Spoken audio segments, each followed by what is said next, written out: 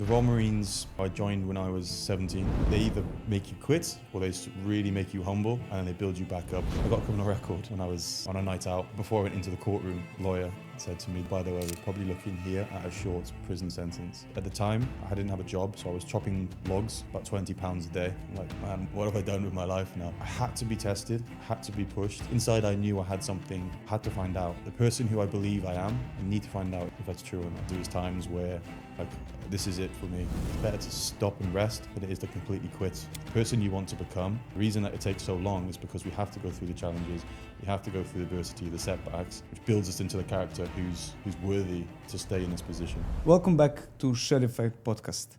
Today we have a truly inspiring guest joining us.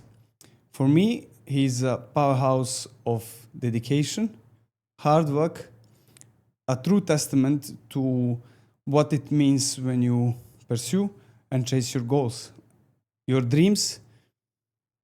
The guy who was in Royal Marine, the excellent PT, online coach, and now the gym owner. Meet Toby. Toby, it's a pleasure to have you here, man. Thank you for having me, man. To start off, when I see you, through my head comes several things. Discipline, dedication, and hard work. What is behind, man? Thank you. I mean, we've known each other for how many years now? I think 8 or 9 years? 9 maybe? years, yeah. 9 years I've been in Dubai, so we've always, we've known each other for a long time now. Yeah. I don't know, man. I've always just been very hungry, I guess. From a very young age, I always felt like I didn't have what everybody else had. So I always had this like chip on my shoulder, is to sort of prove, not to anyone in particular, but to prove to myself, just because the position you start in doesn't mean that should determine where you finish. You know, some people, they always say things like, some people start with less and end up with more.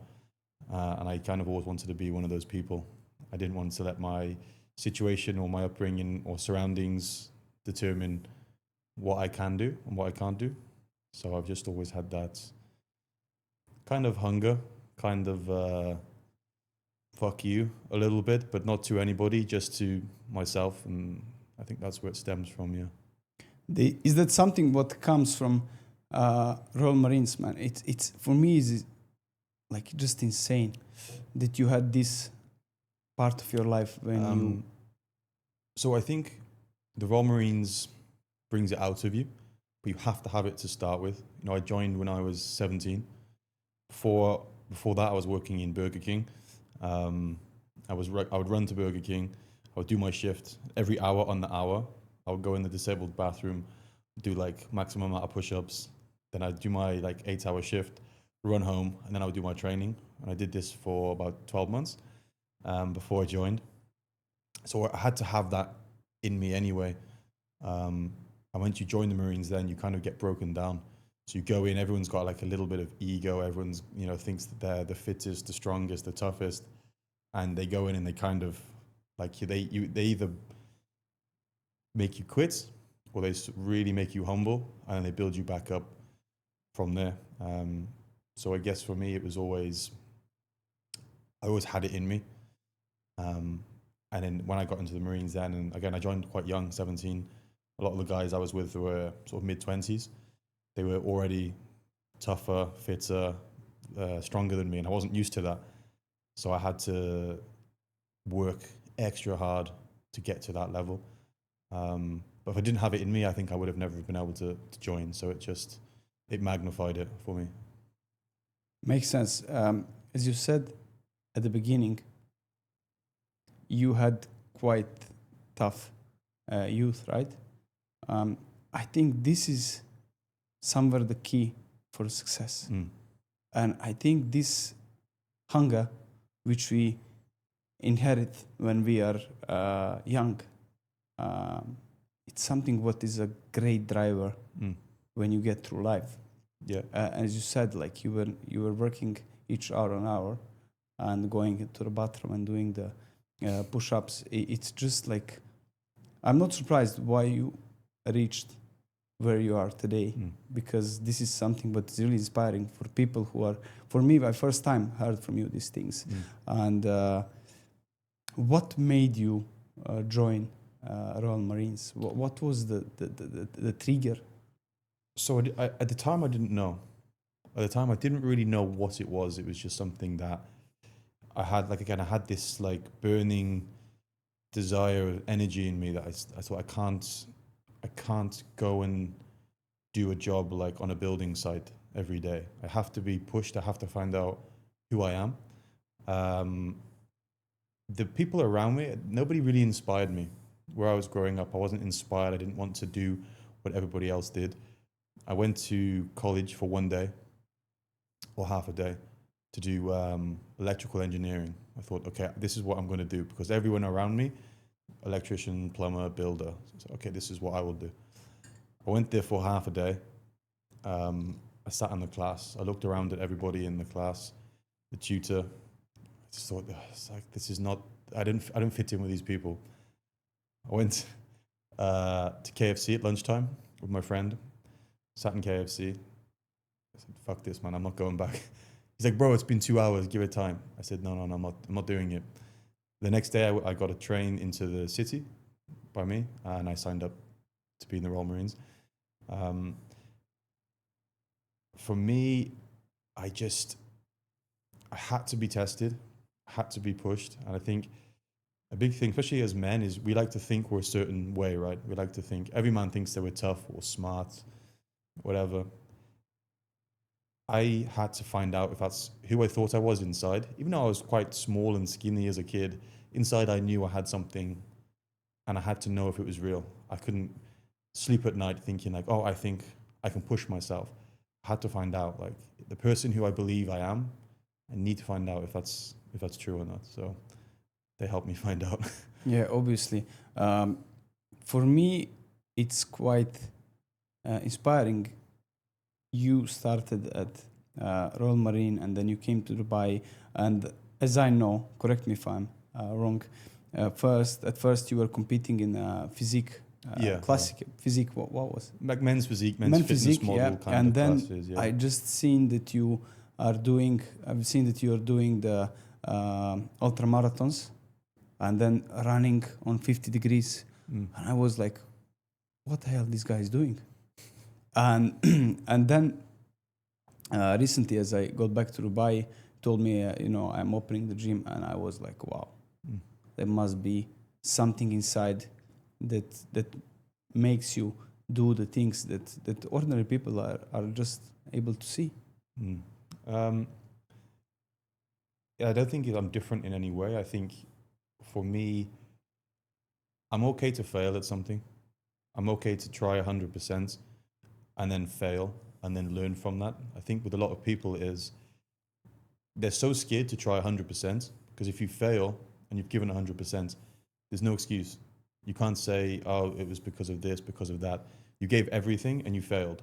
And for some people, it destroys their ego. They'll build their physique for years, but they'll never go to stage. Because as soon as they go to stage and they come second or third, in their head, then I'm third. But if they stay in the gym, they're first all the time. So they're putting yourself in the position where you think, okay, I'll fail, I'll learn, like lose the ego with stuff. I think the more that you can just put yourself in a vulnerable position, next time you get stronger, you get stronger, you get stronger. It's like any sports. How many guys won't go and do a martial arts when they're big and they're muscular because they don't want to look Humbled. slow. Yeah, they want to be humbled. Exactly. Again, it's something that I've taken up recently. Hey, you are doing as well, martial man. There is so many things that we can go through. Because I'm okay to fail. Like when I did all these long distance runs, okay, if I don't do it, I don't do it. In my head, I said it'll take a lot to make me stop. Like I'd have to end up in hospital to stop, but I'm okay. If I don't do it, it's okay. I've tried my best, and then next time I'll do it next time. Like I went to the Arctic start of last year, and I did a 400k ultramarathon, but I only got to 110 kilometers because I made some mistakes with my clothing and things like this, which is a long story, but I was okay. Like I failed at it. And some people even messaging me like, "Ah, ha, ha, you didn't do it. You didn't, you quit and stuff." And so that's okay. Next time I'll go back and I'll I have a lesson, yeah? yeah. But there is a quote which I really like. Whatever you do at the beginning, you most probably will suck. And then as much as you put effort into it, you will suck less. And then you will master it. Yeah. And that's the way you build actually success. And that's the way you build the good traits for anything in life, not only for marathon, for basically day-to-day routine, you know? And that's something what is great if you understand that you have this within yourself, right? As you said, I would like to rewind a little bit back again, because for me, this experience about Royal Marines is something else. And I really admire people who actually leave everything behind them and just they go to war zone for their country, whatever reason they do have.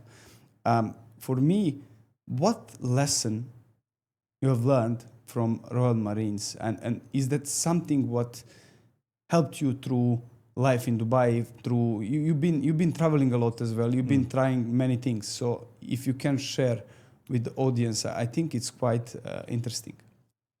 The one thing I learned, and I'll keep with me, I think, till the day I die, is there's always another level that you have. You always have another mile to give, whether that's physically or mentally.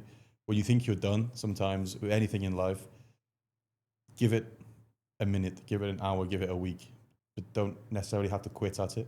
You can stop, you can gather your thoughts, gather your strength, then go again. Sometimes, like in reality, we're not suffering as much, but it's in our head a lot of the time. Again, that can be with business, if it's slow, with training, with relationship, you name it. Sometimes when you think, I've given everything, you haven't. There's always another level to go, another level to go. Again, even in the Marines, there was times where I was pushed so hard, like, okay, I can't do this. Like, this is it for me. And then I'll go another 12 hours, 14 hours. You just, as long as it's one foot in front of the other. I know it's a bit of a metaphor, but again, it can be with anything in life. There's always that little bit extra to give.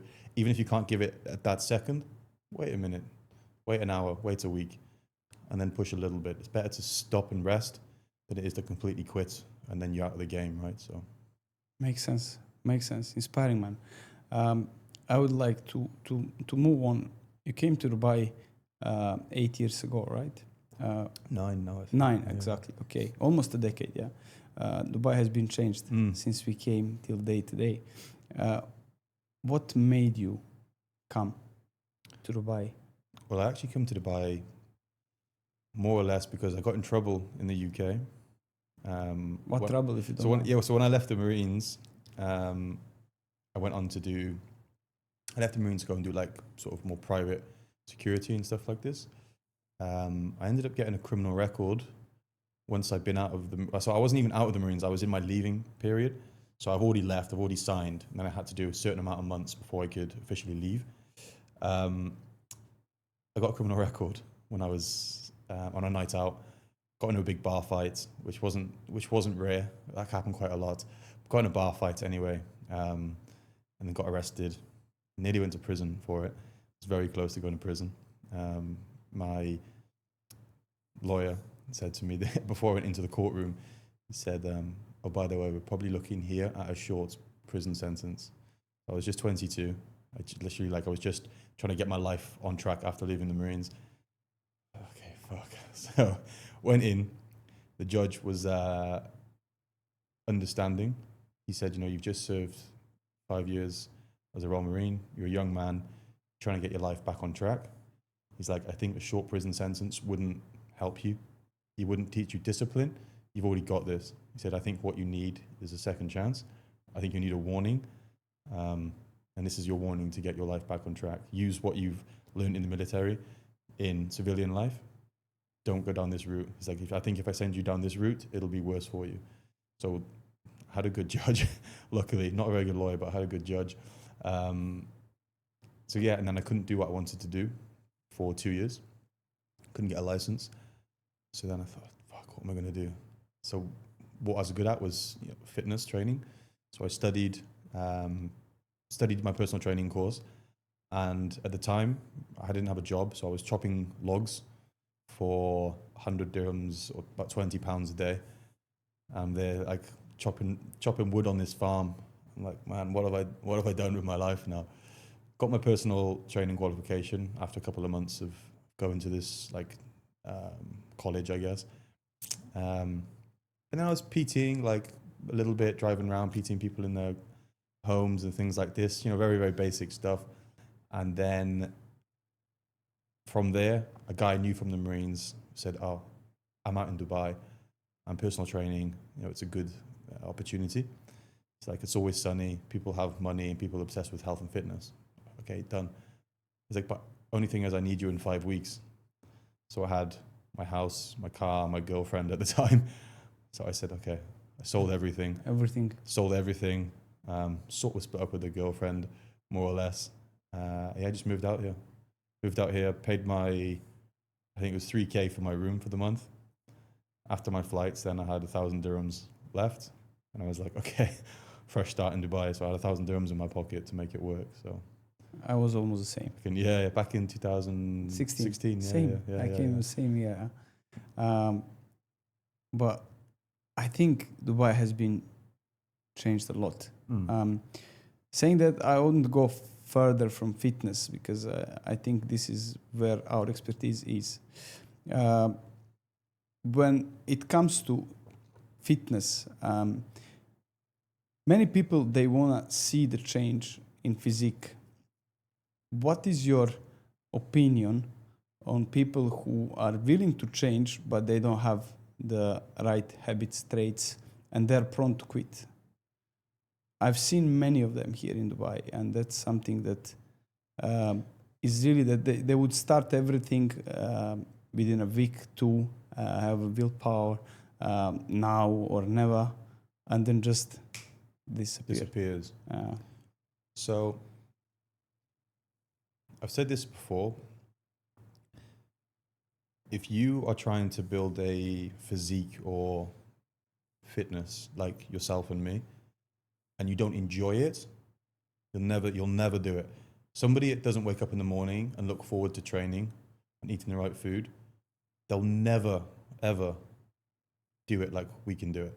And I'm not trying to sound arrogant in that way, because we wake up every morning and we enjoy it. Yeah. Like you were at the session yesterday and smashing it, enjoying it. If you don't enjoy something, you're never going to be on par with somebody who enjoys it. So health and fitness, if your goal is to look a certain way and you only want to get there because of the look, you're going to struggle. You have to somehow find what it is that you enjoy every single day. If you only think about the goal as the success, or the goal is going to give you a certain feeling, I think you'll never get there. You have to look forward to Monday, Tuesday, Wednesday, Thursday.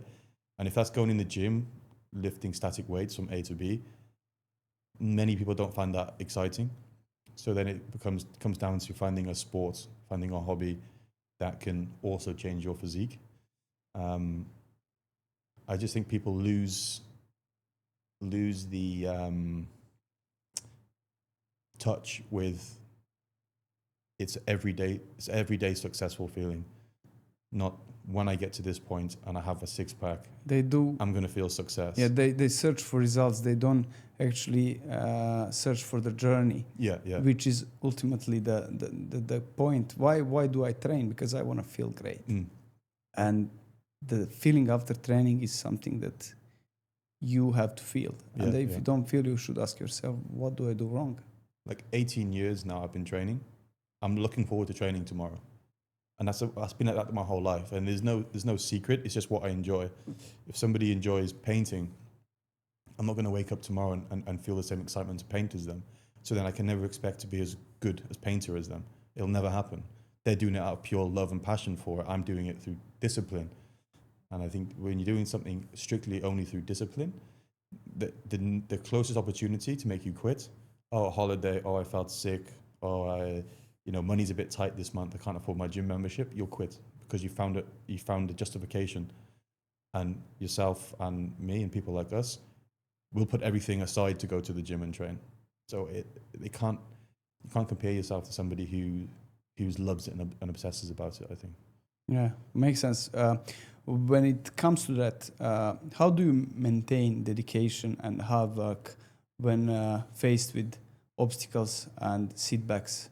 Obviously, as I said, I really, when I'm not saying this because you are my guest on a podcast, but you are really reflecting in my eyes as a guy, tough guy first, the guy who is not giving up.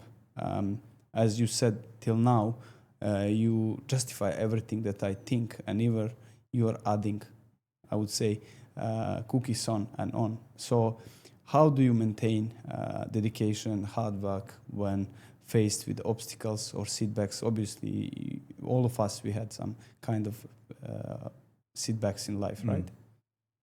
I see it more recently in life now as a game, right? If you're playing a video game and you go through level 1, 2, 3, 4, 5 easy, it's not a fun game, right? The game is fun because there's challenges in it. So everything, again, within life, whenever there's a setback, yeah, first of all, we get annoyed about it, we get upset about it. But if you can see it as just an opportunity to learn, to get better from, okay, this is just a phase, this is just a challenge. Think of anybody successful, anybody who inspires me. They don't inspire me. For example, somebody who is born into lots of money and they have a nice car, nice house, they don't inspire me. Who inspires me? The guy has all these things I want and he's gone through adversity to get there. It's like a movie like Rocky. If the movie starts and Rocky's world champion and he's fighting as world champion, beating people, it's a boring movie. Why do we like it? Because he's got no money, he's underdog, no one respects him. So then we see his rise, so we love that. And that's for me, that's the same with life. It's like the more, I almost, in a weird way, like the setbacks I've had in my life, I kind of enjoy now in hindsight, because it's like, okay, I got through that. I've got through that. The person you want to become, if you were just to go from here straight to here, you wouldn't be able to last in this position with the stress and the pressure. The reason that it takes so long is because we have to go through the challenges, we have to go through the adversity, the setbacks, which builds us into the character who's worthy to stay in this position.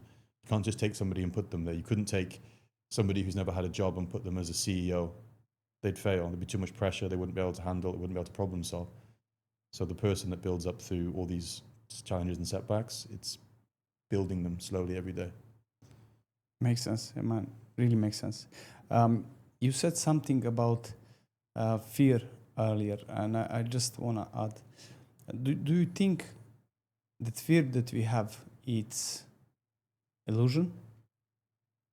When you said that we are giving only like 50, 60%, and there is always another level.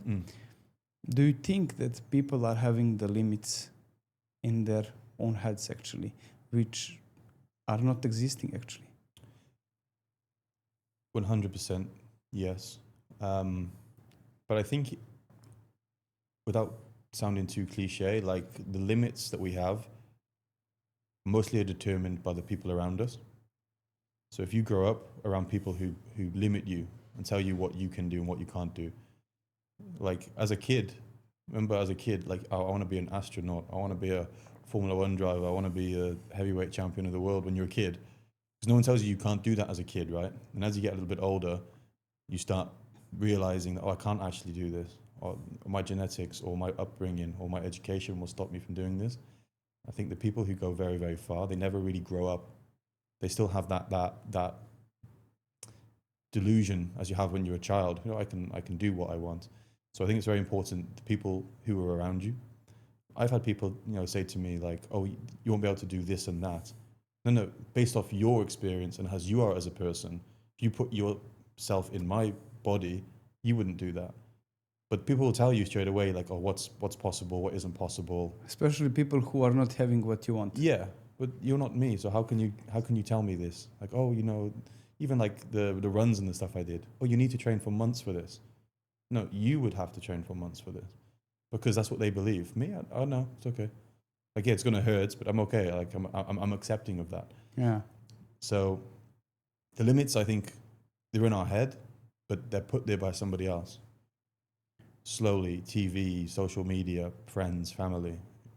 Like my mother has always been very, very supportive in, like she's 65 and she does like half marathons and stuff anyway.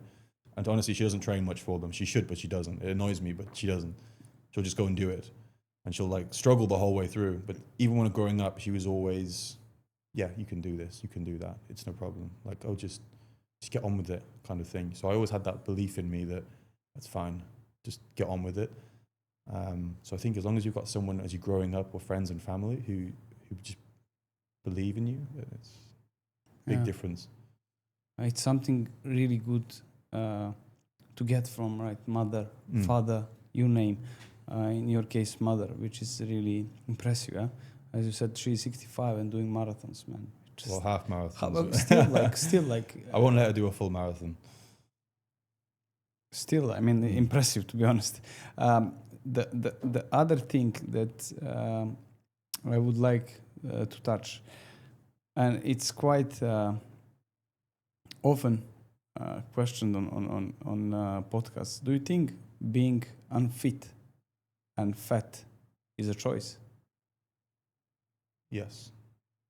Why? Unless you have like a severe health issue, but a general person, it's just it's lifestyle habits and stuff, obviously. But it's also, for me, it's like surrender. You get to a certain point, and nobody grows up. Again, I keep referring back to like when you're a kid, because for me, only in the last couple of years, it's something I think about a lot. When you're a kid, and you imagine, like I'm 32 now. I'm the same age. Yeah. When you're say 10 years old, and someone says, imagine yourself at 32. You don't go, oh, I'm going to be fat, out of shape, lazy, right? For me anyway, I always created this guy in my head who could do anything.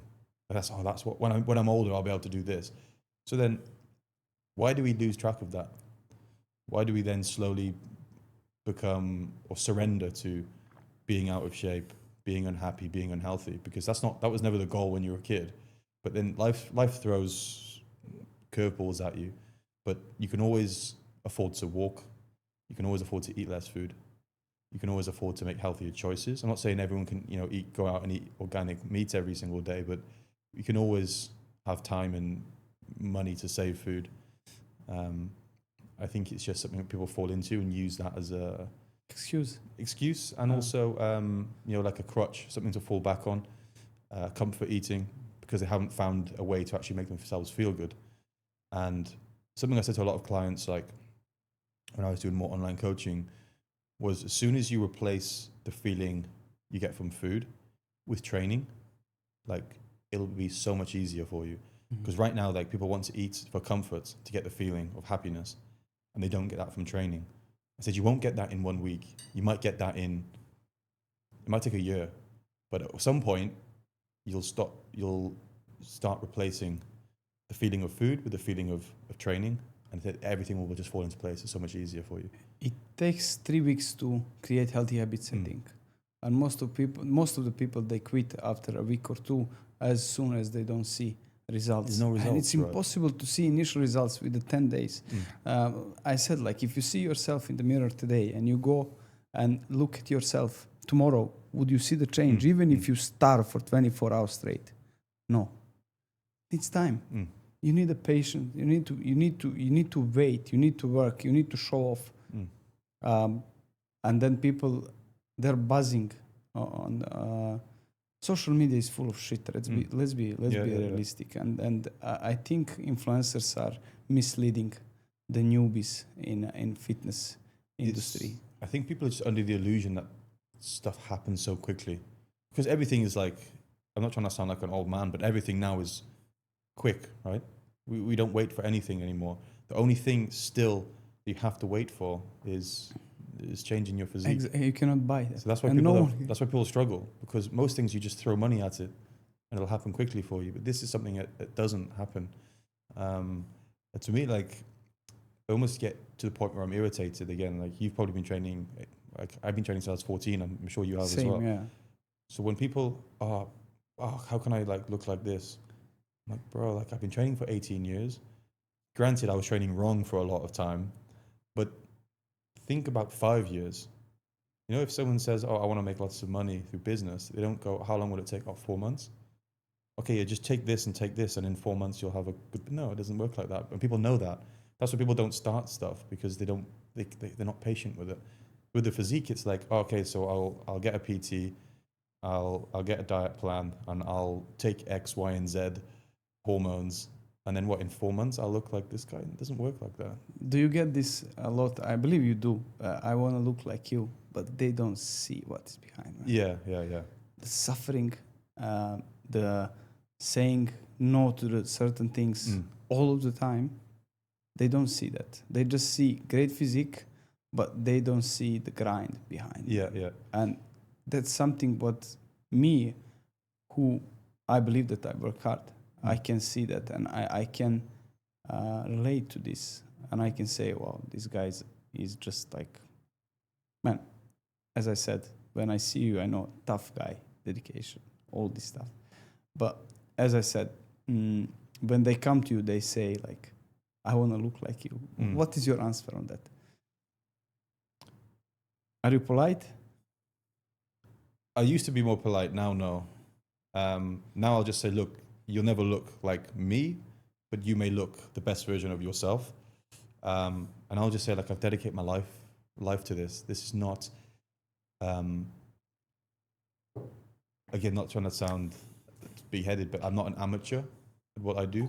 If you're coming as a beginner, again, how can I say this? Like, going in the gym for your first boxing class and then saying, like, I want to be like Canelo in 2 years. People, they laugh at you, right? Because you'll never be like this guy. He started when he was a kid.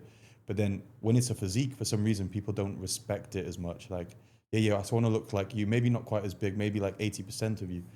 Bro, this took me 18 years to get to this. Yeah, I always say to people, like, 4 or 5 years, you can look incredible. But people don't want to do it in 4 or 5 years. They want to do it in 4 or 5 months. You know, a lot of the time, people, if you tell them it's going to take them 4 years, I'm sure they don't even want to start coaching. Yeah, and they see you as a dickhead. Yeah. Because you're telling them something they don't want to hear. Exactly. They want you to lie to them and say, but that's 4 months, you'll look amazing. You know, I'm shocked about that. I want to speak now. And people, they prefer rather to get from you the things that they want to hear than to tell them the truth. And then they don't respect when you tell them the truth. They think you are a dickhead. And this is really annoying. I got this a lot, especially I've been working in a circus where people are quite rich. And people are coming with the stories which are fake. How the hell you can believe in this? I think people, they'll tell you anything, right? Just for the money. Yeah. But I think there's a big divide of in the fitness industry between coaches who are actually trying to deliver real results and coaches who are just, have a good Instagram following, have a nice physique, and they're selling a dream, but they're not selling the result, or they're not selling the process. And then these guys over here, some of the best coaches I know, don't have big Instagram followings. They're not like shredded. They don't look amazing on camera, but they're actually good coaches that know what they're doing. Yes. But they don't get as much work because these guys over here taking over with selling the dream to people. Yeah, and that's but what they want. that is a thing as well, because as you can see, the businesses around the model, how it works. For instance, Andrew Tate, he was saying you will not go and ask for advice to get rich from guy who is broke. And this is reflecting on every sphere, even business industry. Then they will come to and say like, oh, this guy doesn't look good. How he can change my physique if he can change? Yeah. For instance, I had a great mentor, English guy here. He was out of shape, but the things that he taught me, man, it's like a goal for me, and it was a game changer for me to actually pursue my career on a different path. But general population, they don't understand really that. What is your stance on that? For example, when I did that 160K run, right? I changed my training from bodybuilding to, I did this ultimate athlete program where I was trying to train people to be good at everything: running, martial arts, weightlifting, you name it. So for me, I said, how can I teach people how to run or give them advice on how to run if I've not pushed myself? For me, like I did a lot of running in the Marines. So for me to do a marathon, it's not hard. I'm not fast at marathon. I don't get a good time, but it's not, the distance is not difficult for me. I don't have to push my mindset to do a marathon. So how can I then train somebody who's never ran to do 10K?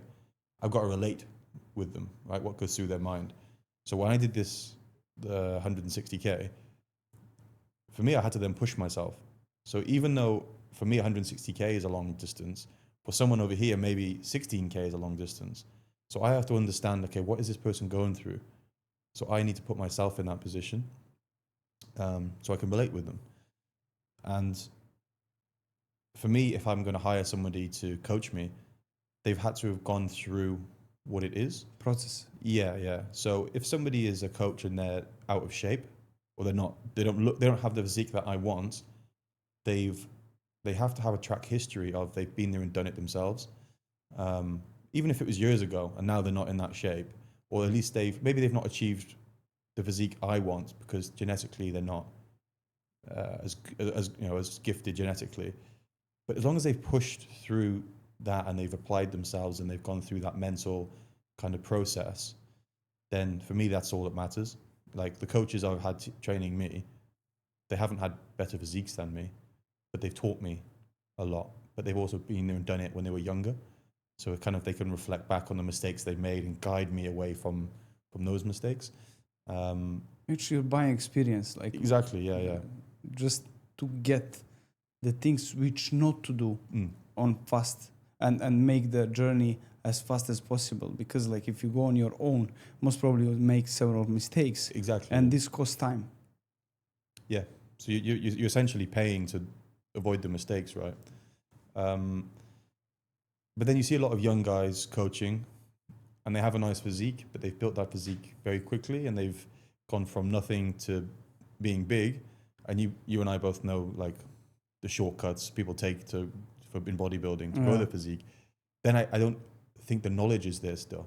So if you're a 22-year-old guy who starts taking a lot of hormones and at 24 you're massive and you have like a good physique, can you then train someone who's 36 and out of shape how to change their life? It's a difficult one because at one side we need to look a certain way to prove to people that I know what I'm doing, I can do it to myself. And on the other side, you need to have gone through the years of experience and like we said, to guide them around the mistakes. Recently, like in the last, like since I hit 30 more or less, I've started coaching older guys. I haven't tried to, it's just what's happened. And I've kind of moved away from the younger guys. You attract them, I believe, and the way that you approach situation is quite different, I believe. And you attract this kind of people, so they can relate to you and you can relate to them. As you said. I have a question, Toby. As you said, you were doing online coaching as well.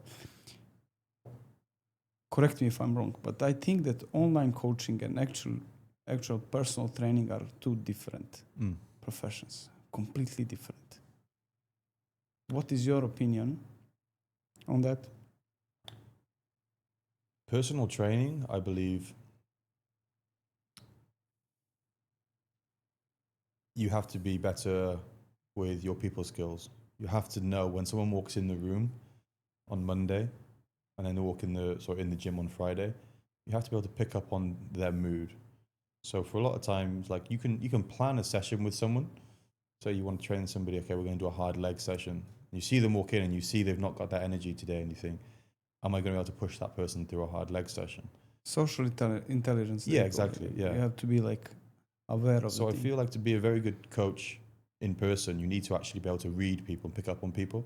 You can't push someone 100% all of the time, right? And you need to work out if they're being lazy or if they're actually just tired today, if their nervous system needs a rest. So I feel like you need to adapt constantly. I think with online coaching, you don't get the luxury of knowing the person as well. Like I've done calls and stuff with people, but it's not the same. It's not the same. I feel like online coaching, you need to be more of an organized person. to have results. You need to have things laid out for people. People like to see numbers and data. So for me, it's separate between being very good social with in-person training, being very organized and very methodical with the online stuff. Agree. I would like to move toward business, and I would let you introduce your gym. And you opened an amazing gym. Thank you, man. It's a heaven for any athlete that wants to train in Dubai. The Locker gym, they have to go. It's just different.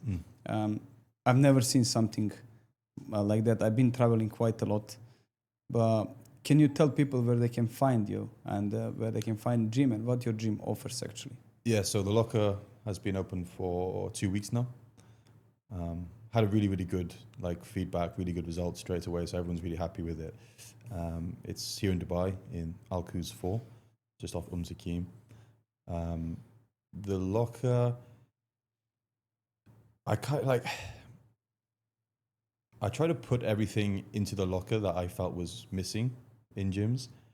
I'm not going to say too much because I've got a lot of ideas coming with some more gyms, so I don't want to sort of give away too many of my reasons why I've done it this way. But I wanted to create a place that was like a boutique kind of gym, so it's still clean and fresh and luxurious in lots of ways, but you also feel like you can go in there and train fucking hard. Like if you want, you can drop the weights, you can shout, you can sweat everywhere. And I feel like in Dubai, you've either got like a gym which you can do all that in, or you've got a gym that's very fancy, and you feel like if I'm doing something too loud or too heavy, I'm gonna get like kicked out or something. So I wanted to make just a place for athletes. It's a place. Exactly. It's a place for athletes. Yeah. So everything I've designed around that as well is just, it's like everything I've been thinking about for years. I've had lots of ideas for a long time with it. But it's more of I'd say like a functional athlete. Downstairs obviously is very good for bodybuilding. I've done bodybuilding for a long time as well. And then upstairs, I've got all of like the conditioning, like hybrid kind of stuff, and then martial arts as well. But yeah, I've just been I haven't targeted anyone specifically, but the people that have come in there are the people in the back of my head that I wanted in there. Mindset people, I think. Yeah, it's funny. It's just materialized in a way that I wanted to, but I didn't purposely do anything. It was just the way it was designed, and the people I've had in there, it attracts athletes. It does. I've been this Saturday on your class, and it's just different, especially that you are reflecting this military style of training, and then obviously you work with somebody in duo groups, all this stuff. It just makes complete experience different. Yeah. I was never the guy who is like for group classes, but then I've done twice there, and I really like that. And I have to say that the gym is quite unique and quite different and has a different vibe. The moment you enter inside on this upper level, all you see is just the grind, and you can see that there is a cage, there is machines which are like for heavy cardio, real machines. I would say. Air meals, assault bikes, rowing machines, all this stuff which is usually empty when you go to the gym. You know? Yeah. And I just I would suggest highly to anyone who is willing to really go and train hard to visit your place, and at least to visit your class. Thank you, man. And then So the idea behind it was, for me, fitness and gyms, they've been put into this like kind of style that for me I don't understand. You know, you've been paintballing, right? You go paintballing, right? You put on the mask, they give you the paintball gun, and you feel like you're in a battleground or something, right? You get an experience from it, and it's fun. So I was like, why have gyms got to be, here's the equipment, here's the lights, here's the music. Why don't you feel something when you walk in there? You know, when you walk in the supermarket, you walk in Spinneys, I don't feel anything, right? It's light, it's bright, everything is there. As long as I get the food that I've come to get, I leave with no experience, there's no emotion attached to it. Gyms are following this. They're just going, well, let's put that equipment in there or put that playlist on and go. For me, why can't you walk in somewhere and feel like when you watch a movie, you watch an action movie, part of you wants to be in that action movie, right? You want a little bit of this. So I said, why can't gyms be like that? I'll share with you some of my ideas as well. I'm going to keep it off here because I don't want anyone to copy. But yeah, I'm trying to bring emotion. I'm trying to bring character. It has already, man. It has already. It's different, first of all, and then user experience is completely different than any other gym in Dubai. I can say I've been visiting many of the gyms here, and your gym is quite different. Thank you. And I mean, like, business guy, man. I believe that there is no trainer in Dubai or anywhere who hasn't had in his mind, okay, I want to open a gym. Because this is like... It's a dream, right? It's like not final level. There are many levels above again, but this is something what is like, okay, this is something visible, you know? Yeah. I'm happy for you, to be honest. Thank you. You deserve that, for sure. Toby, I have a question related. We skipped the part for the ultra marathons and all this stuff. I've been going through your Instagram and I was trying to understand and to pull the questions which can be really valuable for the people. So when you've done ultramarathon, you've done a heat here. I think it is Dubai. Like you were running 100 miles. Yeah, 100 miles. And then I've seen that there was severe pain. You had a knee problem, but you were still pushing. When it comes to pain, do you think that people again could face different kind of pain and relate to that and find as an excuse to not do something? Yeah, so with the 100 miler, I did it right for a challenge. That's the reason I set out, as I wanted a challenge. In my head, I said, okay, I'll probably feel the challenge at 50 miles. So I went in for a challenge, but I'd already had this expectation that it's not going to get hard until halfway through. And then I started off, I did 48K with all my water. So I had a lot of weight in my bag. I don't know why I did that. I was stupid. And then 5K in, I did something to my knee because I hadn't been training with weight, and I've been training on the treadmill. It's a completely different experience. And then I'm running. I wore the wrong shoes. I wore those Nike Alpha Flies, which are for fast, light people. I was 100K doing it with probably 10K in my bag, running at a slow pace. So everything was wrong. So I did something to my knee 5K in. So then I stopped. Okay, I've done 5K. So I think it took me 25 minutes to do 5K, which is or maybe half an hour probably, yeah. I said, I've messed my knee up. I'm going to have to stop. I'll have to come back another day. I said, I've come here for the challenge. And in my head, the expectation was the challenge would start at around 80K, 50 miles. I said, but now the challenge is here at 5K. So I said, this is what you've asked for. You've asked for a challenge, and it's come sooner than you wanted. If I quit then, it's like, I want a challenge, but I want a challenge that's tailor-made to me. But that's not how it works. You want a challenge? Okay, here's the fucking challenge. It starts now. I've got, 155K to go with my knee hurting. So I had to accept it. Okay, that's what it is. That's the challenge. I wanted it. You can't ask for it to be exactly how you want it to be. So with the pain, you go through logic, and then you go through, I guess, emotion and drive through that way. The emotion and the drive is, doesn't matter. It doesn't matter if it hurts. I'm going to finish it. And then the logic is, what if you do something to your knee serious and you can't train for 6 months, or you need to get operation, or So I was battling with my pride and my drive and being sensible and logical.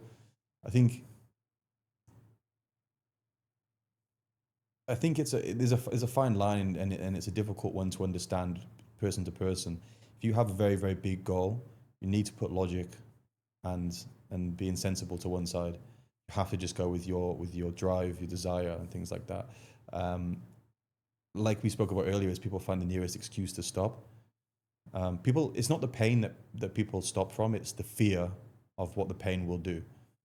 Like if someone said, "Oh, there's pain, but there's no damage," I think people would carry on. But people think, "Oh, there's a pain. What if I have to go to hospital? What if it changes the way I walk for the rest of my life?" So I think it's more of the fear. We're taught that as soon as you get pain, it's like, "Oh my God, the world is ending." Same with hunger. People get hungry. I said, food is not oxygen. Like people stop panicking when they're hungry, right? I'm sure you've had clients and I'm hungry. Okay, be hungry. Oh, but what can I eat? Well, nothing. Just wait. You have your dinner in 2 hours. People treat food like oxygen. Like if they don't have it for a few seconds, they start to panic. And same with pain. I think if your goal it requires you to feel pain, then it's okay. Yeah, I mean, like, I think for the great story, you need to have this kind of pain to pass through, and then this actually what creates the strong story and basically something that you are proud of. Because, listen, I'll tell you something. If I promise something to myself, and I say in front of you, most probably you don't give a shit about. But then, if I don't deliver that, and I promise to myself, the only person who will get disappointed is myself. And this is something what is painful, and this is something what actually you lose respect for yourself. And I think a lot of people lose the respect for themselves early on in life. When you've gone a few years of living up to the promise you've set yourself, it's a lot harder to quit. For me to quit at something I've said I'm going to do, for me, it's like, it makes me feel genuinely like nauseous. Yeah. But some people, as soon as you quit once, it's easier to quit the second time, the third time, the fourth time. You become a quitter. It becomes a habit. Oh well. For me, I if I say I'm going to do something, I'll do it, or I won't open my mouth. Yeah. But I think the more you. But this is inside, Toby. Again, I think this is really inside, and then how you are wired inside, and how you actually approach the life. I have to wrap it up, and I would like to wrap it up with one thing: men's mental health. I think we are missing a lot about men's mental health those days. Many men are suffering out there, and they are scared to speak about because they want to be masculine. They want to, you name. There is many factors which can be influential. Society, being a hard man. What is your stance for that? And if you can share your thoughts in general, yeah. So, a lot of men, I feel, are trying very hard to fit a mold. Once you start acting a certain way and giving off this sort of reputation that you're tough, you can't ever not be tough then. So it's a lot of it is about being like true to yourself. Some people are tough. They're tough to their absolute core. Like growing up, my father, for example, he had 5 strokes and 3 types of cancer in his life. So he was suffering every day. But this man was like, to his absolute core, he was just tough. He wasn't putting on a show. He was just a tough person. Never had any issues with his mental health or anything that I know of. Some people, but they're not so tough, and that's okay. They can't endure stuff as much as other people, but they feel they need to get that respect, and it's that respect that will end up driving them down a road of unhappiness because they're trying to please everybody to fit this mold that they've created. Some of the, like, not everybody has to be super tough. You can be good at different things, but I think people try too hard to look and feel a certain way when it's not true to them. For me, it's like strength in numbers. just because you're not good at one certain thing doesn't mean that you can't fit into with a group of people, and together you can be good at everything. Stronger, yeah. Yeah. Again, it's like when I was in the Marines. When I left the Marines, I struggled a little bit for maybe 6 to 12 months. Also because I fucked my life up a little bit, which didn't help. But for me, I was used to going to the supermarket with 4 or 5 people. I would go. Everything I did was with 4 or 5 of like my friends or the guys in my troop. And then when I left, on my own, and I would go to the supermarket, and I had one day I had anxiety attack in the supermarket. Because you're alone. Yeah, I was like, whoa, it was weird. I was just in the supermarket, and all of a sudden, I was like, my chest is doing this. I was like, oh man, I've had too much caffeine. And I couldn't breathe. I went outside. I was like, oh, that's so weird. I've had too much coffee or something. Went home, and I wouldn't accept the fact that it was I had an anxiety attack because of it. But then I didn't want to admit that to anyone. I never really admitted it to anyone. I managed to get over it my own certain way, but things like that as well is if you've got people to actually talk to, people who go through the same sort of thing. So sorry, just to answer your question in a shorter way, it's just trying to find like-minded people who don't judge you. You don't got to be so tough all the time. I've friends who struggle with mental health as well and talk about it a bit more now. But when we were younger, like 24, 25, no way would you. And I think there's a lot of clubs going on now and men are getting together, but it still takes men a long time to speak up, to open up. Yeah. They'll go to these, sort of men's mental health clubs, but it's very difficult. It's not real. No. It's not genuine opener. And usually they speak what others would like to hear. Exactly. The answer, honestly, you need 1 or 2 people around you. Yeah. I think the groups are amazing, but ask me to open up in front of a group and I'm fairly confident and fairly happy. You wouldn't.